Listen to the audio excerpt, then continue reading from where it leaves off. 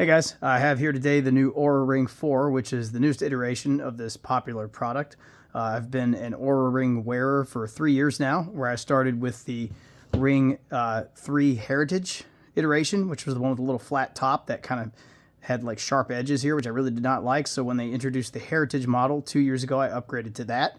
And I've been quite happy with it. It is a kind of fuss-free product for the most part. It just sort of does what it does. You don't really have to think about it. You wear it. It has about a 5 to 6 day battery life in real life, real world usage, even though they quote 7 days, I think it is, 6, 7 days maybe. The new one supposedly improves on this and makes it 8 days. So that's going to be something I'm excited to be able to test. There are some other improvements as well. It includes a fully titanium design, whereas the old one, all of the old ones actually had an epoxy center, so you wouldn't really notice the difference here in day-to-day usage. I guess it looks a little bit different, but you've got this titanium shell here on the outside. In this case, this is the stealth color. I'll talk more about that in a minute, by the way, so I'll come back to that. But underneath here, you'll see the bottom is actually like a clear epoxy, and you can see all of the sensors, and it's a pretty high-tech product. It's very futuristic. Most people are very impressed, actually, when you explain to them what it is. Most people don't know what smart rings really are still, even though they're getting more popular by the day. The other thing is it does start at $349 now, which I believe is higher. It's $50 higher than the original Oura Ring 3 Heritage model was, but then the Horizon model was $399, I think, anyway, if I'm not mistaken. So anyway, not much of a difference in price. I mean, it's $400. Yes, there's a subscription fee. It's still $6 per month. More on that in a bit too, and my thoughts on that. But let's go ahead and open this thing up, and I'll give you my initial impressions. And this is all very much unscripted and on the fly. So let me see if I can get this darn box open. This is actually a little bit harder than I originally thought it would be. Okay, there we go. So you do get a charging. It's funny because one of the reviews I read online said you had to buy your own charger. That is clearly not the case. He must mean that you have to buy your own charging brick. You do. Who cares? How many charging bricks do we all have sitting around the house at this point? So other things that are different, the sensors are completely different in this ring, I think. It introduces what's called smart sensing technology, which is supposedly an 18-path system, whereas the original one was an 8-path system. So it's supposed to be more accurate in sensing things when it needs to sense them. I do like this charger quite a lot more. Let me go get the old one and we'll compare. Okay, so here is the old charging puck. It looks very much non-premium and very much not very interesting. Also, it's annoying because you had to align these sensors on the bottom, which protrude, with the actual outline of the geometry of the charger. Not a fan of that. I had very many nights where I did this when I was tired and didn't feel like doing it. Of course, you only had to charge it every 5 days. Look at that. Look, it's annoying. Okay, well, the new one doesn't have to do that. The new one, I don't know if you have to align it at all. Well, yes, you do. So that's not any better. Unfortunately, even though it's entirely round, it does have to line up with the sensors to charge. So much for that. But it does seem like it's actually easier. That didn't take as long for me to line up. I don't know if that's completely conjecture at this point, but let's check this out. So first of all, here's the two rings, and here's what they look like. Now, you might notice the finish I got is different. You might say, why did you get a different finish? Well, I like the way this looks. The stealth black is quite nice looking, but something I noticed about this is very important information, by the way, if you've not heard this yet from anyone, and I suspect you may not have. This coating here, which is like a diamond-based coating, will scratch everything it comes into contact with, and I mean everything. It scratches the heck out of your phone. Like if you can see my phone screen right now, it's got large gashes on it, and they are because of this ring, in fact. I was wearing it previously on my right hand, and I would reach into my pocket and get my phone out, and it would just scratch the living crap out of my phone. So that's a definite negative, especially when you work with tech a lot, with clients tech like I do. I can't have something scratching everything I touch. So I did move it to my left hand where it's less prevalent. They say to wear it on your pointer finger. Supposedly it gives better sensor data from the pointer finger, but so I did keep it there. But I'm very careful not to touch things with it. I'm hopeful that this new ring retains some of the durability and maybe masks the scratches a little better because it's brushed silver. I thought maybe that would not be as obvious. I mean, look at some of these scratches on this. Can you see them? They are, I mean, the finish has obviously been worn somewhat. It's very durable. Don't get me wrong. I've had this thing for a full 2 years, and that's all it's got. So time will tell on this one. Let's see how this one holds up. By the way, this seems ever so slightly larger, so we'll see how that goes. But the underside of this is also titanium. You can see the sensors here. Really neat. It is supposed to be more accurate than the Oura Ring 3, so we'll see how that goes too. Again, the jury is out on all this stuff. Let me take this one off, put this one on. Yeah, that seems pretty good. I mean, this definitely feels good. I don't think I would lose this in day-to-day usage. If I fling my hand around, it doesn't seem to move too much. It moves a little bit. I don't know. I mean, I might have to get a size 9. This is a size 10, by the way. By the way, the battery life also is longer on the larger rings. I know that's intuitively the case, but not everybody seems to pick up on that stuff right away. So there's the chargers. There's the rings. Let's do a little measurement here and see how much they actually weigh. Sorry for the light on my scale here. So that's 3.5 grams. Let's get this out of here and try this one. That is 4.5 grams. That's interesting. I was under the impression that this was supposed to be lighter than this. It most certainly is not. That is quite a bit heavier. 4.5 versus 3.5 is a notable difference. I wonder if it's the finish. That would be strange. Or it could just be the fact that the entire thing's titanium. I'm not sure that that was quoted in the specs. Let me check this out and come back and I'll report. Okay, the quoted specs on this are actually, in fact, 4 to 6 grams for the original Oura Ring 3 and 3.3 to 5.2 grams for the Oura Ring 4, which does not seem to be the case here, because this is clearly 3.6 grams and this is clearly 4.5 grams. And I want to dwell on this, but look, if you're looking to buy this thing, that is substantially heavier. I mean, it's 30% heavier than this. So, you know, your guess is as good as mine. Okay, well, that's our first little rude awakening here. That is interesting that the weight is such a disparity from what you would expect based on the quoted values. But you do see also that these sensors protrude out on the Oura Ring 3. That never really bothered me, and I don't think it bothered most people. But the Oura Ring 4 is pretty much flat. I mean, there is a little bit of protrusion, but it's not anything you could tell in daily use. I think based on this, you know, the sizing kit really is a little bit off, I think. I think I'm probably going to wear this, or try to wear it on my middle finger on my right hand and see how that goes. There's still an orientation indent here, which is supposed to be towards your palm for better readings, I suspect. You know, I don't know how often people are going to pay attention to that stuff on the Oura Ring 4, because on the Oura Ring 3, you could really tell kind of when it was misaligned. It just felt a little bit off. You can kind of tell that with these indentations, these little protrusions here. But anyway, we'll see how that goes. That's one of those things, again, that you're going to have to wear it for a week or two and kind of tell how it goes. I think I like this on my middle finger on the right hand. So let's go ahead and get this charger plugged in. I suspect I need to plug that in next in order to wake the ring up. I do like the little light here. This charger does look quite a bit more stylish than the previous one did. Yeah, that is much easier to get on there and orient, by the way, probably because those protrusions are smaller. I do like that. Okay, there we are. Now, I'm going to have to add this to the app, which is, of course, on my phone. And since I am a very low-budget, nerdy YouTuber, I am using my phone to record video. So I will report back momentarily after that step is finished. So I'm trying to record the screen here. Hopefully this is functioning properly. I'm about to do a firmware update on the new ring. I've just done the factory reset of the old ring, which is what you have to do before you transfer ownership. I'm probably going to let my wife wear it, actually, because I have been, for a very long time now, campaigning for her to track her sleep more closely. And I don't know if it's going to work or not. It's a size 10, so I'm pretty sure it doesn't fit any of her fingers, including her thumb, which means I'm probably going to have it. Probably not going to be able to do anything with it. Maybe just have to give it away to a friend or something like that. But anyway, the new one is updating, and I guess I can't really tell what's heavier, honestly. I just think it's funny. I'm going to go back to that. I don't want to dwell on that, but I find it ironic that it is actually 30% heavier than the previous one. And it doesn't seem like anyone has really measured these things. Like, the weight of these has not been checked by anyone, as far as I can tell. I've read a few reviews, and I don't think anyone actually put it on a scale. It's not my scale. I mean, that's an accurate scale. I use it to measure espresso and a bunch of other things. It's definitely heavier. So, way to go, Oura. You've misquoted that. Maybe it's the finish. Maybe the stealth finish is just legitimately lighter. But it also scratches the heck out of everything in the universe. So, again, I would kind of recommend against that. Okay, so we're almost done with our firmware update here. I have successfully filibustered the entire minute so that you don't have to sit here and wait and get bored. Okay, I fast forwarded because that was long and boring. It took probably about 2 or 3 minutes total. Now we're going to see this little introduction here. So we got smart sensing, showing you some of the introduction stuff that I already mentioned.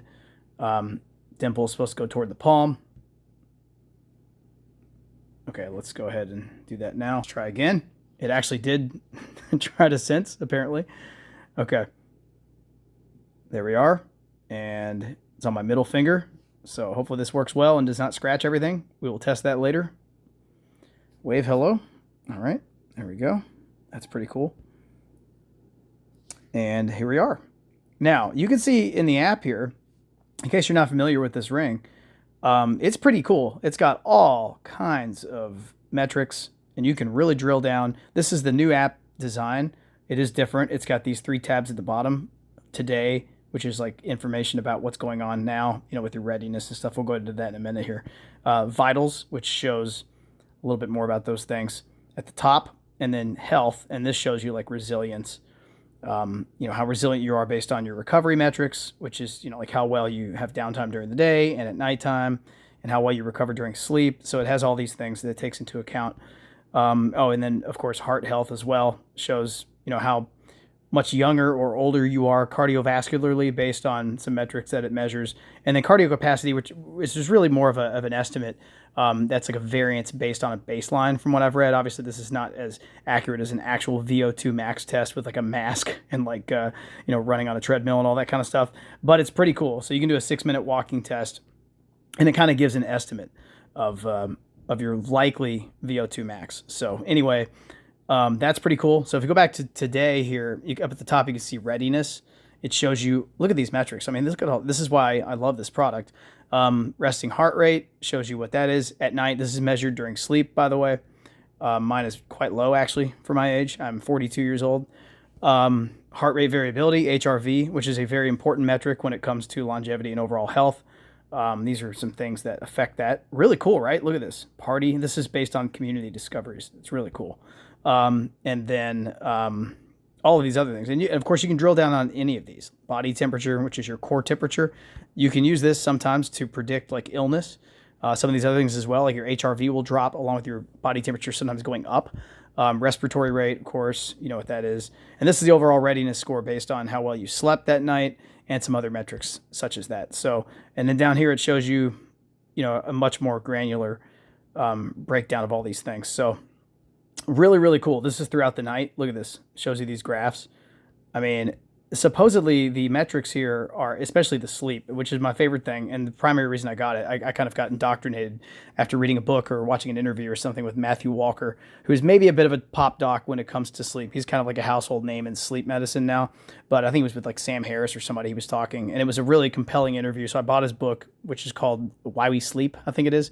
That was really good, and it confused me a little bit into thinking I wasn't tracking my sleep very well, so I decided to get a product that he was actually an advisor on. He doesn't advertise this in the book or anything like that. It was in an interview where I heard that, and that's where I picked up on this product. It's supposed to be the closest thing to a polysomnograph measurement of your sleep, other than a polysomnograph. It is better than the Samsung Galaxy watches and rings. It is better than the Apple watches. It is better than the Whoop and all of those other things. So anyway, pretty cool. This is all very accurate. They have a new sleep algorithm they launched earlier this year that makes a pretty big difference. Yes, I slept a lot last night. Don't ask. Efficiency, resting heart rate again. So overall sleep score shows you your REM sleep, deep sleep. I mean, this is definitely the most accurate or the most detailed source of these metrics that I've seen. And I've seen a lot of these things because, again, I'm a little bit of an enthusiast. I have my blood ox turned off, by the way. I don't really care about that. But you can turn that on. It reduces battery life a little bit. This shows, estimated calorie burn, walking equivalency for the day, how many steps you took, that kind of thing. So daily movement, how much you had inactivity, that sort of thing. Overall heart rate and stress, pretty nifty. And then this is your resilience, I think. Is that what this is? No, this is daytime stress. I'm sorry, my bad.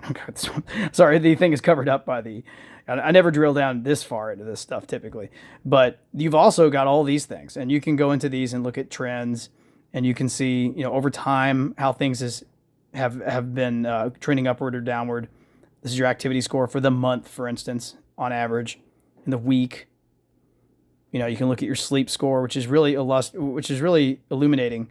It can show you a lot of things that you might not otherwise be able to tell, like your REM sleep. Again, this is with the new algorithm, so it's pretty accurate.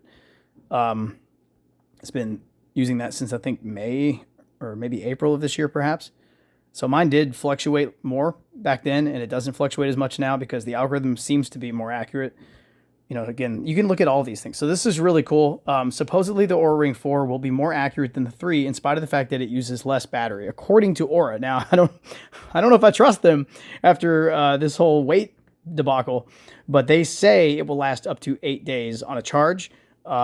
We'll see how that actually goes in real life. The old one, they quoted, I think, 6 to 7, and I got closer to 5 to 6. That's pretty close. It's not too bad. But we will see how this all shakes out. So anyway, back to a little more video first. Okay, so a few other things I want to mention here is, again, the sensors supposedly have been completely redone in this ring, and it's a little harder to get off my middle finger, so it is kind of in between sizes. It's strange, but anyway, 18 paths versus 8 paths is what they quote. They say the ring will do what's called smart sensing, so it'll figure out the most optimal path to get the data it needs at any given time and how to take the measurement efficiently, which supposedly will make a difference, directly with battery life. So the algorithm improvement also supposedly is like up to 120%. I think they quote more accurate on blood ox sensing and improved heart rate data. I don't think they've said specifically how much improved. Maybe it was 30%, or maybe I'm just making that up, but it's not anything like, to write home about. So I want to talk about this real fast. Actually, something else that's sort of tangential to what I just mentioned, and that is the improvements from this ring to this ring. You might say to yourself, well, why would I get the Oura Ring 4 when I can get the Oura Ring 3? That's true. The Oura Ring 3 is really good, and it's $100 off right now. You should probably buy this product if you're on a budget and you want to track your sleep and you just want something that's good quality. This is actually very lightweight. It feels really good on the finger. Again, it's held up extremely well for 2 years. This is all the damage I've got on it. That's impressive. For most people, this is a great purchase, even though this particular finish, again, will damage everything you own. But, the cool thing is, even though there are improvements, they're marginal improvements, and that's cool because specifically this ring is still receiving lots of updates. The app updates that were just launched all apply to this ring as well. And the reason why is there's a subscription. So a lot of people say, well, I hate that you have to subscribe for $6 a month. I think it is $5.99 a month, or $70 a year, maybe, or something like that. I can't remember what it is. Honestly, it's kind of chump change. And I don't want to sound like a rich dude. I'm not. But this is the sort of thing that I don't mind because I value my health and these metrics. And I appreciate the fact that the company doesn't force you to buy a new product in order to get every new feature every couple of years, like a phone or a computer or something like that. You just don't have to do it. You can subscribe, and since you're still supporting the company, for the most part, they improve the product. They continue to improve it. They invest in new research.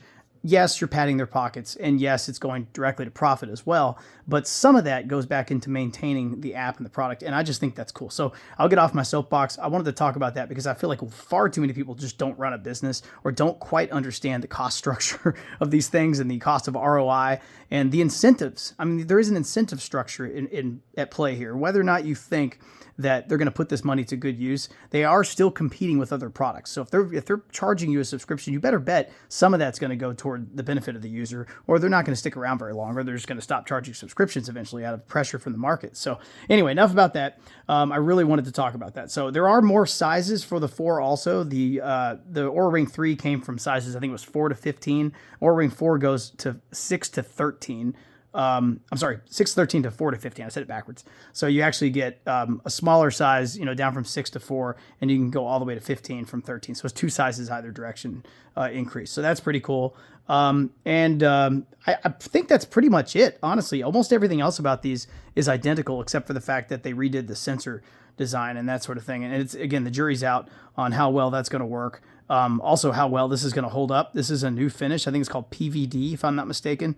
I can't remember what that stands for, but it's supposed to be more durable than the previous finish, but not quite as, scarring as this thing was. So we'll see how that goes, and I will report back about it. But I initial impressions, really do like the design of the new charger.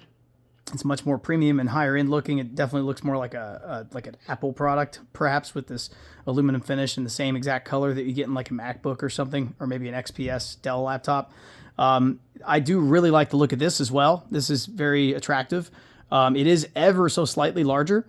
The center is anyway. It definitely feels a little bit bigger on the finger, and it slips through the finger a little bit more easily. So if I wear it on this finger, I'm going to have to watch out a little bit because it does move around. I may still wind up with it on this hand. We'll see how it goes. It depends on preference, I guess, and how this feels day to day.